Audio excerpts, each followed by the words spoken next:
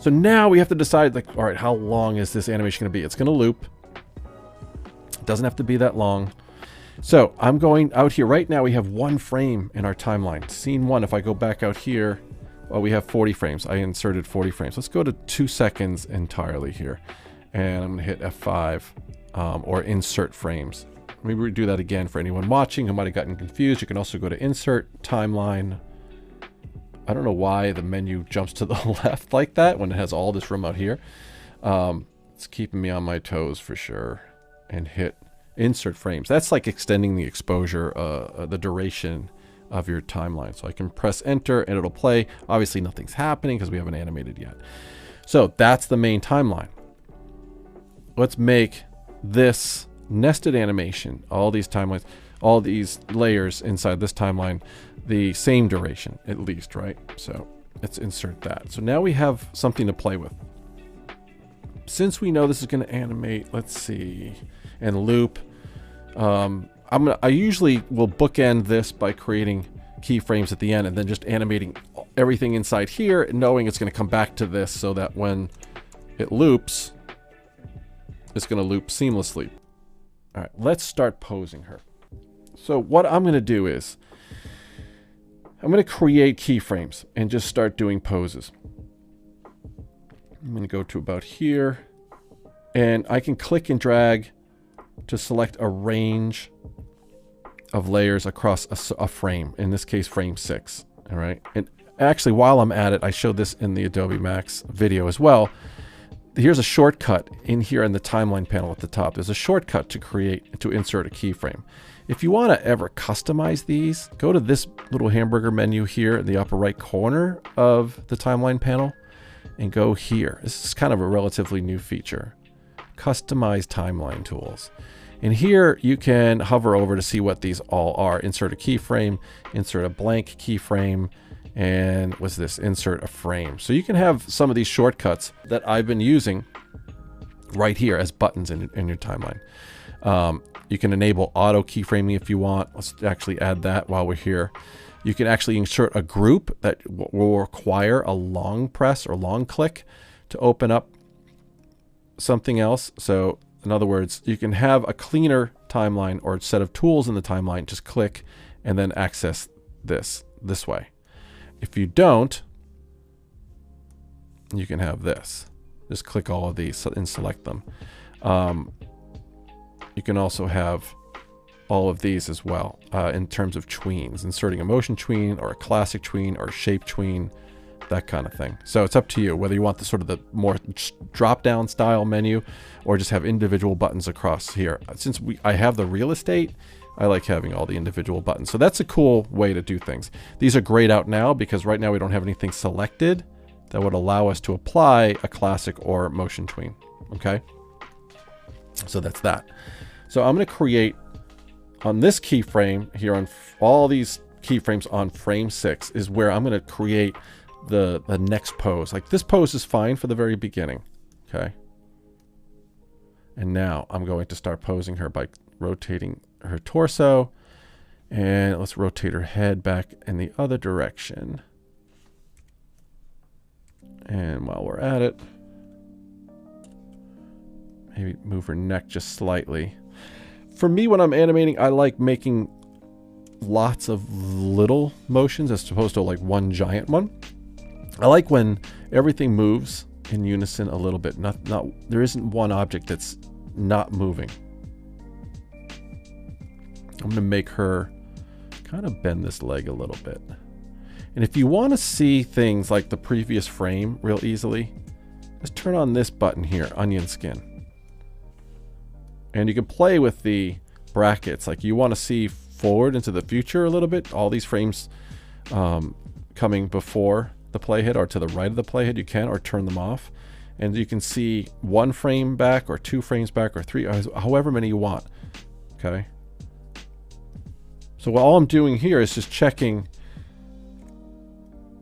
this foot position to be back to where it was originally, because it hasn't really left the ground yet. And then turn off onion skin. Okay. And I can toggle this and test it. So that's a cool first move. I like that. I'm not worried about her hair yet because we're going to animate that separately inside using the Asset Warp tool soon. Okay. So now what I want to do is go down the timeline and a few more frames. I don't know, let's go to frame 11 or 10, but I'm going to hit F6.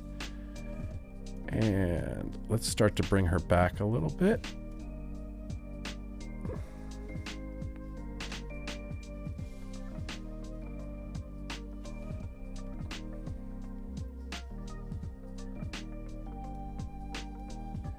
This is just a good example of layer parenting.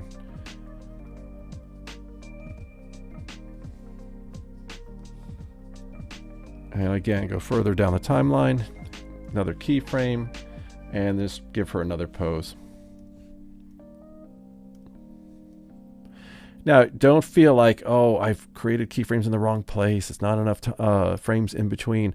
You can always adjust by clicking and dragging, selecting them all and then clicking and dragging and changing, you know, working on the timing later, right? Scrubbing the timeline and checking your work. Don't be afraid to make mistakes because, you know, I've learned more from mistakes than successes. Trust me on that.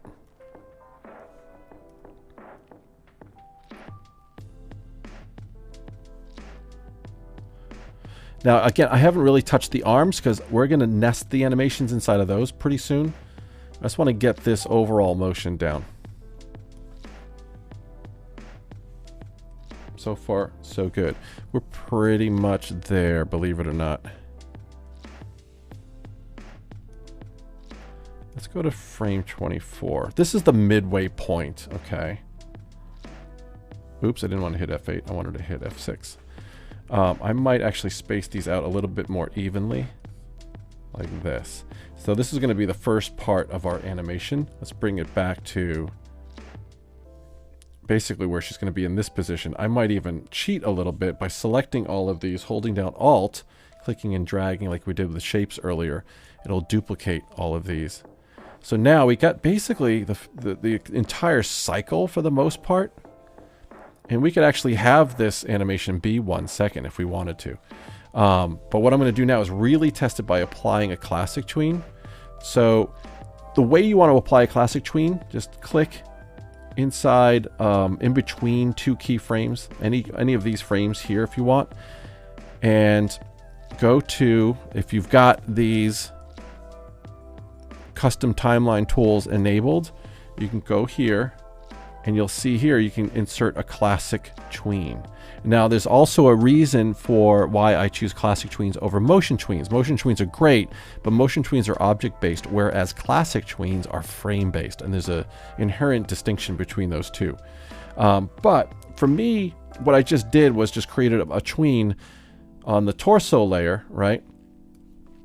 That's going to take forever if we go manually through all of these layers between all of these keyframes. You don't have to do that. So let's undo all this and I'll show you a quicker way. Just click and drag from the top layer down to the bottom layer diagonally to select a highlighted region, create this highlighted region that spans across all of these keyframes and all these layers, and now create the tween, okay? And now we got her dancing. She's starting to come to life. I'm just clicking and dragging and scrubbing the playhead here and scrubbing all this. So far, so good. I like this. We could also just say, you know what? Sometimes I'll create an animation that even though it's looping fine between, you know, within a second of time, sometimes it's good to also duplicate it to create more frames in case we do something with the hair later that requires more frames or whatever. It doesn't hurt. Or if you want to alter some of these frames later. So what I'm doing is let me just do that again because I was talking while I was doing it without describing what I was doing. I clicked the top layer, first keyframe, click diagonally like we did before to select a range, and make sure I span all of the keyframes, all of the layers, right? And I'm holding down Alt, and then anywhere inside this blue highlighted area, if I click and drag to the right, it's going to duplicate that entire range of animation. Boom. So now I've doubled the length of the animation. Okay. Now I kind of want this to be an even number of frames. I'm going to actually click and just pull that out a little bit just to space it out better. Okay, and now if I want, I can go in and make maybe this leg move up a little bit more. So it's not so predictable every time. I can even maybe push the envelope on some of these motions if I feel it's not enough, or maybe it's too much. Okay, so now what you'll notice too is if I click play, and in fact if I go, I can actually loop this, right? So I can click this loop button, it'll give me these handles here, and if I spread them all across all of these frames and play it, one thing you'll notice is that with classic tweens, or any kind of tween that interpolates motion over time, it's doing it across every frame equally, meaning there's no easing going on. So it feels and looks very robotic. But luckily, that's easy to fix with easing, okay? So one thing I want to do is, let's study this. I want, when that leg comes up and gets to that keyframe, I want it to kind of slow down. In fact, maybe I want to add a few more frames to that motion. And this is her leg, and this is the tween here. This is the classic tween. If I click on it, in fact, this is the... In fact, if I click on all these layers, right? What I want to do is have it start off quick, but then gradually slow down. So I think what I want to do is select all the leg motions, and even maybe the torso, and go over to properties panel. You'll see it updates and gives me this whole tweening section. I'm going to go to the effect, the easing effect, literally this box here, and just click right inside it. And you'll see all these eases in here, right? If I click on each category of ease, there's a little bit of a weird bug here on Windows as to why it's selecting, it's highlighting so many of them. There we go. Now it's not. I want to ease out, meaning it's going to, the motion between these two keyframes is going to start off at a faster rate and then slowly ease out as it reaches the second keyframe. And you'll notice if I click on quad, there's this curve, cubic, a little bit more of a dramatic curve, quart, quint, so on, so on. I'm going to just use cubic for now and double click cubic. So now you'll notice it starts off fast and then slows down. Her head is still pretty robotic because there's no easing yet. So let's go to torso. Yep, that has that. And let's go to, when I say head, but I mean face. Again, ease out, and let's go cubic. Double click it. Come on.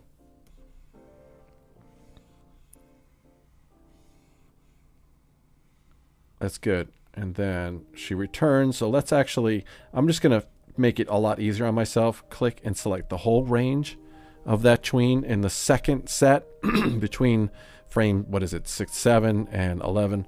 These two keyframes in between here. Just select this range here. And if we go ease in, cubic, and then ease out this way for the entire rig, and just continue doing that. Ease in, ease out, right? So this is going ease out here. It starts off easing out, then it eases in, and then eases out, and then this is going to ease in, and then that's going to ease out. So I'm just applying eases just to give this more of a sort of natural feel. Come on. There we go. Did that? No, that didn't do it. Didn't apply it. I went too fast. Classic ease in. This is going to be cubic ease out. And this is cubic ease out. This is going to be cubic. We want to change that. I did that wrong. Ease in is what we want. Ease out. And then ease in. And then if we play it, it feels better.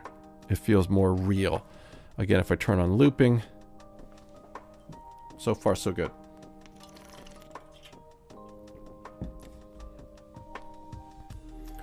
Okay. Now those arms, right? This is what we want to do for the arms. I want to kind of make them wave, which is not the easiest. It's really not the easiest kind of animation to do, but we're going to do it. Now, it's a symbol, right? Each arm is a symbol. These are both instances of the same symbol. In fact, let's lock all the layers and unlock just the arm ones. I'm going to hit save, and I'm going to double click this arm. So now we're inside of scene 1, our document. We were inside the girl rig that we created, which is a nested animation, and now we're going to create yet another animation or nested animation inside the arm layer. And again, you'll know why. We don't need layer parenting view in this symbol, on this timeline. So now what I want to do is go to, I don't know, about kind of like the same increments here, right? They don't have to be the same, but double click. Go to about frame 7, insert a keyframe or hit F6. I'm going to deselect this, right? It's just an object drawing right now, or a drawing object. And I have the selection tool, and I want to start basically making the arm wave. So have the arm start to look like this. So it starts to pull up a little bit. And then let's go to about frame 14. Have it really come up like this. Now I kind of want to create more of an S shape, which is hard to do right now because it's an object.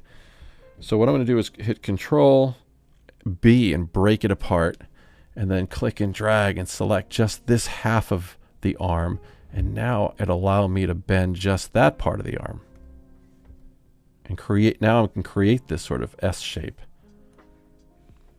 And now while we're here, I'm going to see if that worked by inserting a shape tween. All right, so I'm selecting this range of frames that span sort of both halves of this. And if I hover over here, I don't want motion tween, but I want insert shape tween. And let's scrub that back. So yeah, we're starting to see that now come to life. Not worried about easing right now. I'm going to apply that later. And so now a little further down, let's hit F6 again, create a new keyframe. Now I want her arm to come up like this. And maybe this arm start to come down. The overall motion we kind of want is, you know, it's kind of like this waviness that we want, right?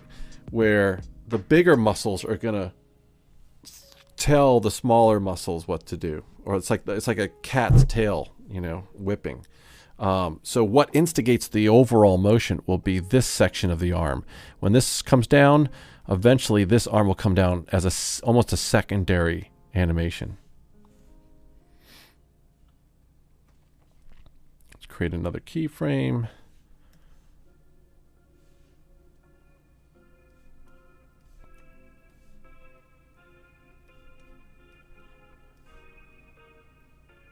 And actually, this is going to start. We're almost already at the halfway point of the animation. So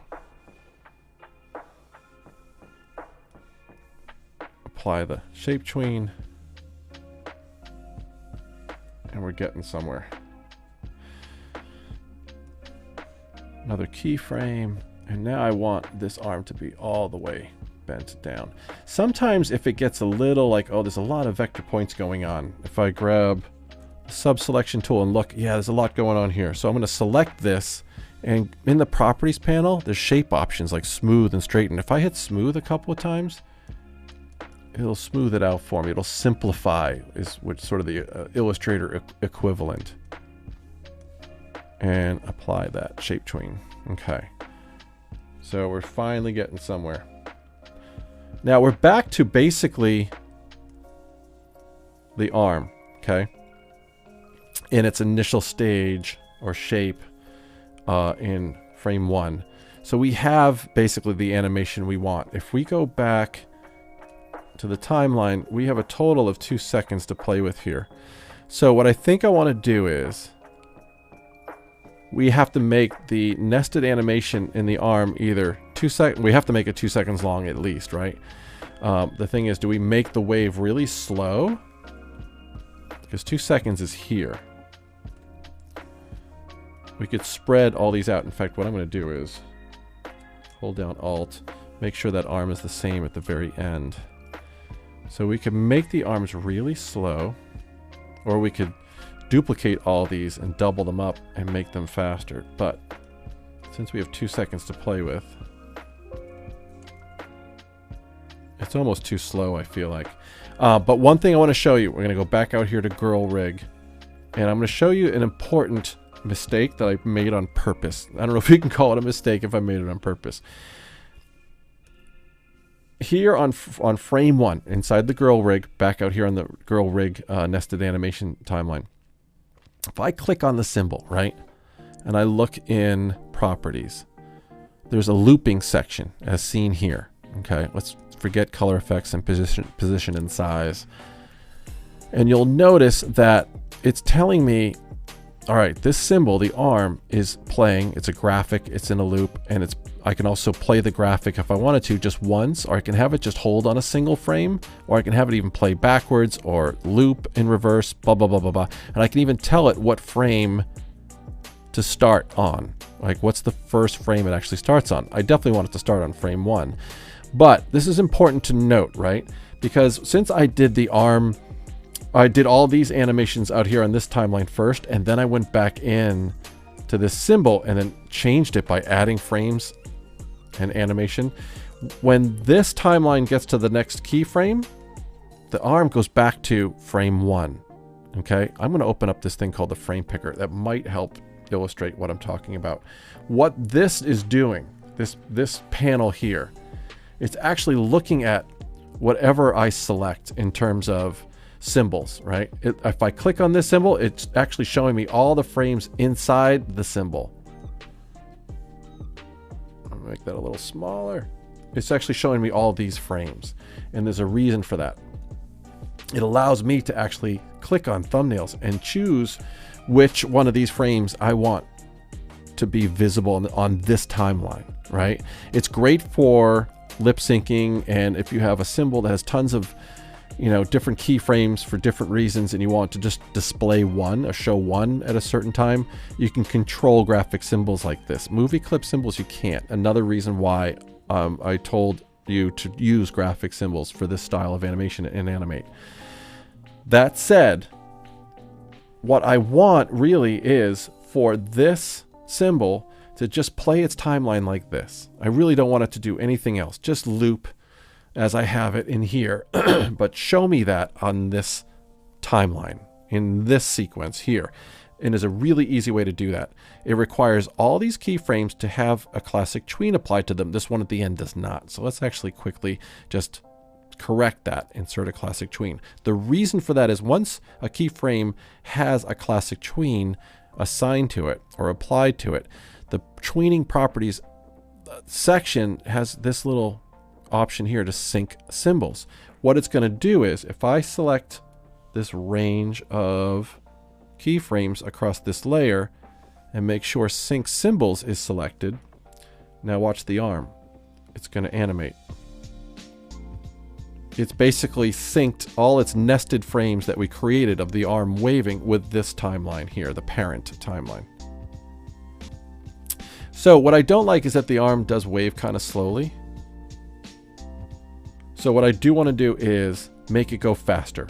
So I'm going to adjust the timing of these keyframes. Click and then drag them. Make them closer together. That's going to speed up that motion. And since we know that the overall duration of this animation is 2 seconds, we want to make sure we go to the 1 second mark, which is 24 frames, and make sure that this animation will end at 24 frames. So it's going to be kind of quick. Let's move these keyframes down a bit more, kind of, you know, squish it all down. And this is going to be at 24 frames there. So if we just play around with this a little bit more, that's probably about right. I'm going to hit loop and set it to loop from frame 1 to 24 and play it, just see what that looks like. Not bad. I might want to get it a little bit more extreme. Go with some of these keyframes and start to really kind of push the envelope a little bit more.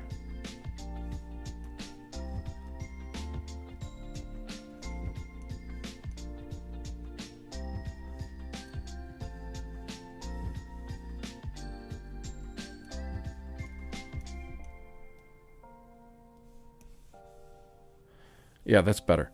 I like that better. And you know what we can also do for shape tweens, like we did with classic tweens earlier, apply easing. So what do I want to do? How do I want that to ease? Let's have it ease out.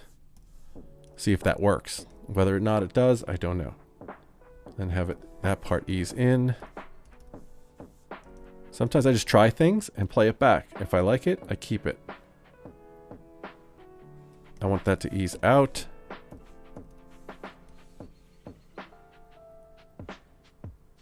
Maybe this eases in.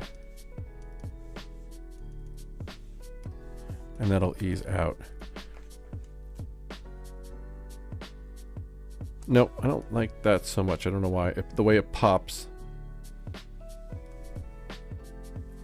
And you know what? It might have been, some of it might have been better with no ease at all, so I can actually remove it.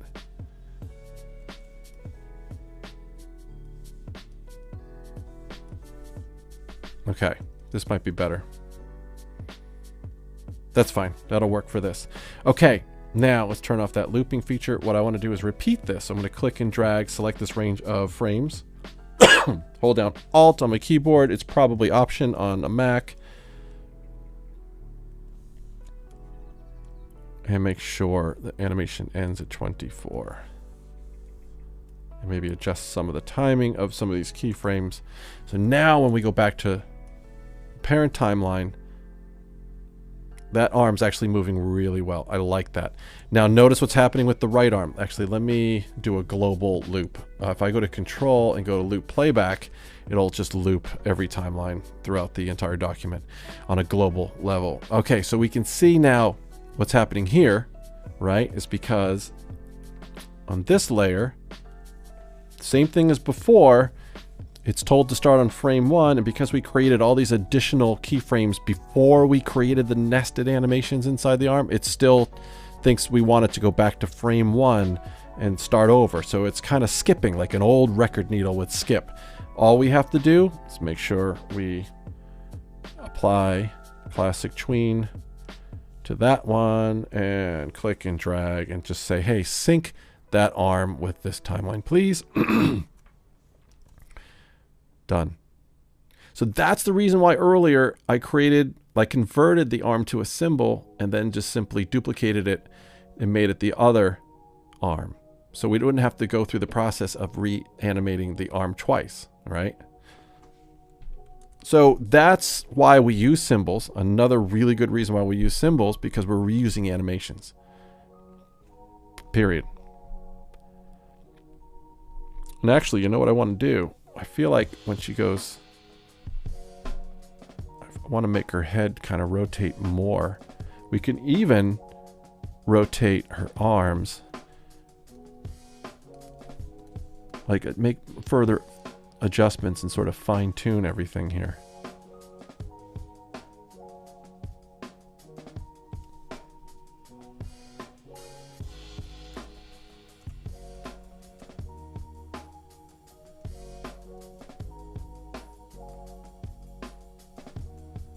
Actually, while we're on this timeline, lock all these layers, right? I'm going to create a new layer. By default, layers are always placed on top of the current layer. So I need to click and drag it below everything else because I want to create a shadow. I'm actually going to name my layer. Call it shadow while we're here. I'm going to go grab the oval tool and just a fill color. Let's grab black. I don't want a stroke. And just not holding down shift. I don't want to constrain the proportions. Just create a nice little shape like that. And then using the color style slider, go down to about, 24, 25. And so now she's got a cool little shadow. Done. Lock that layer. So now let's do the hair. And now you'll notice, right? The hair, we haven't, if we double click it, it's just a shape inside this symbol. It is a symbol. Okay. And you'll notice that it's, there's only one frame. So of course, the properties panel is looking at this like, how do you want this to loop? Well, obviously it can't loop. It's only one frame, right? Boom, one frame. That's it. There's nothing in here yet. We have to insert enough frames to make it the duration of the entire document. So we're going to hit F5, right? But if we go back out here, the same issue we had with the arms before that we created for ourselves, go to this keyframe and click on the hair. Oh yeah, it's set to 1. Go here, it's set to 1. It's always going to skip. It's going to get a few frames and go back to 1 because the parent is telling it to do that. So now that we know that in advance, right, we know that we can go here, select all of these keyframes across this tween span and just say sync that symbol. So now we're not going to have a problem later on when we play this back after we've done all the animation inside here. Okay, Asset Warp Tool. This is a relatively new feature. It's been out for, I don't know, a couple years, and they're continuing to improve it. I'm excited about it. And it's this little pin right here, this right here. What I'm going to do is actually break. So I'm inside hair back, remember, okay? I'm not out on this timeline anymore. I've double clicked here. So this is hair back that we created at the very beginning of the hour. It's just an object drawing. I'm actually going to hit Control B, which is the break apart command. It's just vectors now. It always was vectors, but it's not in a container of any kind. I'm going to grab the Asset Warp Tool or hit W, and I'm going to create 3 pins. One about here near the top. And when it does that, it creates this crazy mesh. Okay, so here's this crazy mesh. I'm going to click in the middle, and I'm going to create a 3rd pin right about here. Now you can keep it looking like this. I kind of find it distracting, especially because it's like the color teal. The mesh is teal against orange. You can actually change that if you wanted to. There's a way to change that if you right click. Come on, thumb, you can work. Hit properties. Outline color, you can change that to something else, you know, and hit OK. And now the mesh will take on whatever the layer color is. But if you just don't want to deal with it at all, because it's cool to look at, but you can always click on the object with the Asset Warp Tool, and under Warp Options, just turn off that mesh. Okay, boom. So with each pin, I'm going to select it. I'm going to actually fix this one, keep it fixed, and keep these 2 open. Okay. All right. So now what I want to do is actually start animating it. And the hair is going to whip a little bit like the arms, like a big tail or something. So in frame 1 here, right, I'm going to click and just grab this bottom, and it's going to start to warp this mesh. You can click here and create kind of like this kidney bean kind of shape. Now the next thing I want to do is create another keyframe somewhere around here. Start to bring, like the arm, it's going to start, the hair is the main part of the hair is going to start to bring that down. Start to pull the end of the hair down a bit. Another keyframe.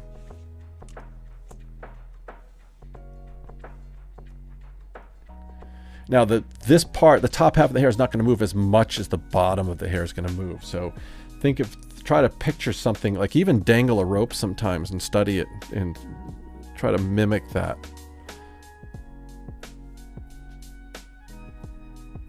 Create another keyframe.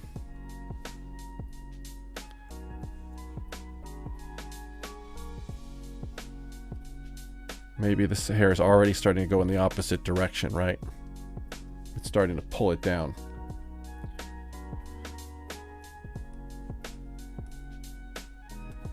And this is still going up a little bit.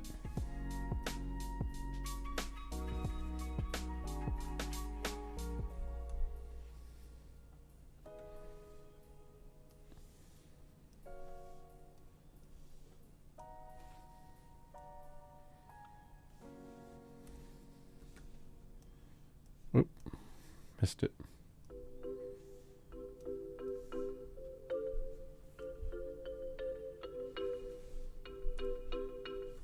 Again, just creating keyframes.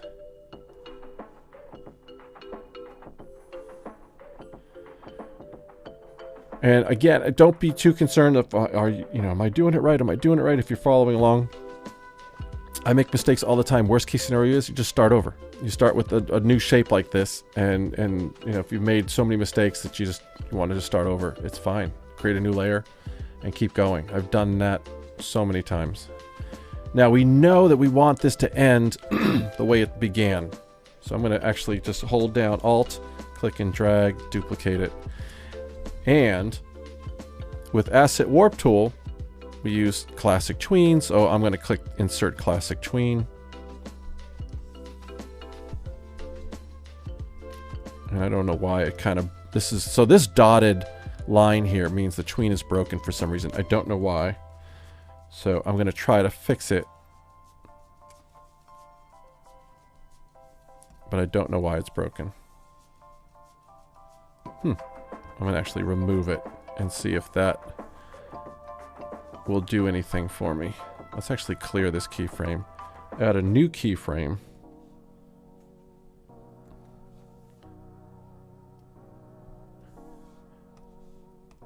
Okay, that fixed it. I don't know what happened. Maybe some weird little bug. So there's the hair, okay? I like that. I mean, that works. I've you know, I've had a lot of practice doing animations like this, so I kind of had an idea of how it would move, but I want to add easing now because it's just moving at the same rate. It looks a little mechanical like before with other objects. Let's just try easing in first. Then this would definitely ease out when it gets up to the top on the other side. And then this would ease in. As it comes down, it wouldn't start so quickly. So let's ease in. Now, easing in and easing out terms in Animate are like the polar opposite of how Premiere Pro calls easing. Easing out means it starts slowly from that first keyframe, whereas easing out in Animate, it starts quickly and eases out as it gets to the second keyframe. So it's a little confusing if you're coming from Premiere Pro world. I want to ease out here. Even when I switch, I have to remind myself. And I'm constantly switching between Animate and Premiere Pro. Classic, what did I want? Ease out for this, because the hair is starting to climb upward and gravity's taking effect. So, back out on scene one, though. Here comes some magic. So she is Girl Rig, right? She's one symbol in the library. There she is, right? You can even play this inside the library, right? This is a nested animation. You'll hear that term a lot if you work in Animate or most other. It's kind of like a composition in After Effects. Not even kind of like, it pretty much exactly is. If you've ever worked with After Effects and compositions, right? You can have movies inside of movies. That's what that is. Inside of movies, just nesting. Like those Russian dolls, right? Okay, same kind of thing. So that means I can place her anywhere I want. And that's what she's going to do. She's going to dance wherever I put her. If I scale her really big, she's going to dance really big, really small, blah, blah, blah, blah, blah. Let's create a quick little background. Grab rectangle tool. Let's grab a color. Actually, let's mix a different color. Let's go to swatch it. No, let's go to the color panel. Where are you? There you are.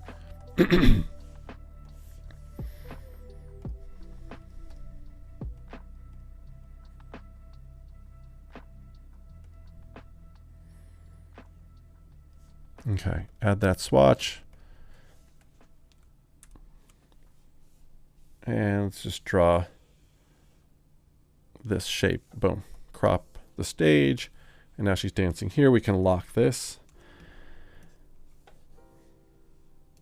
Okay, let's place her here. Now, again, the power of nesting. If I copy and paste or just hold down Control, or Alt rather, sorry, Alt, click and drag, we can make a duplicate of her. Yeah, some memory lapse is taking place here with this computer. Whenever I see that happen, see the top of her head's gone, that's just a memory video card issue. I've got an old 1080 video card.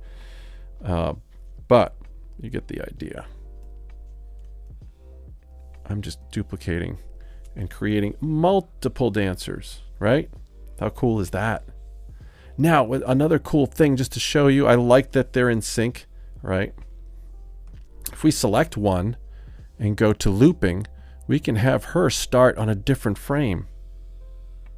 Again, the power of nesting and controlling graphic symbols. It's actually really, really cool. Have her start. We can have them all start on different frames.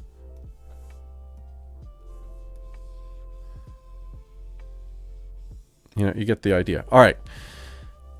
We could send this one all the way to the front, holding down Control, using the arrow keys. We can even scale some of these back further.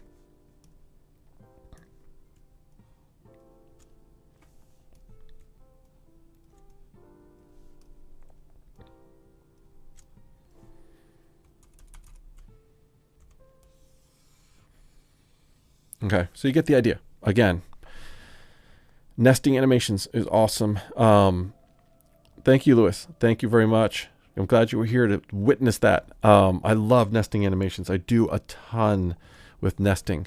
So sharing, this is new feature up here, or relatively new, quick share and publish feature. Just click this button here. Go to social share, and you have the option between Twitter and YouTube. I currently have Twitter set up right now, and I'm already signed in. And